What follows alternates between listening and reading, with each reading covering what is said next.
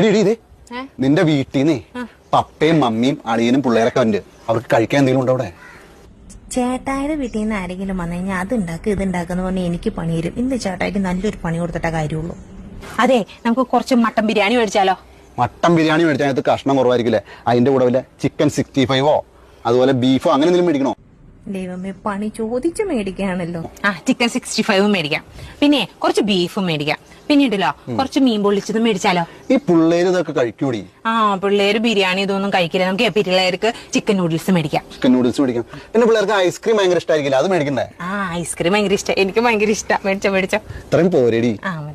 അളിയാ കേട്ടില്ലേ? ഈ പറഞ്ഞതൊക്കെ വരുമ്പോ മേടിച്ചോണ്ട് വരാട്ടോ. ഏതളിയൻ? നിന്റെ ആങ്ങള, അതായത് എന്റെ അളിയൻ. അവൻ വീട്ടിൽ നിന്ന് ഇറങ്ങാൻ നേരത്ത് പറഞ്ഞു, അളിയൻ കടയിലൊന്നും പോയി ബുദ്ധിമുട്ടണ്ട, എന്നാ വേണ്ടെന്ന് വെച്ചാൽ ഞാൻ മേടിച്ചോണ്ട് വരാന്ന് പറഞ്ഞു. ഞാൻ ആയിക്കോട്ടെ എന്നും പറഞ്ഞു. ഇനി എന്തെങ്കിലും വേണോ? വേണമെങ്കിൽ ഇപ്പൊ വിളിച്ചു പറയാം.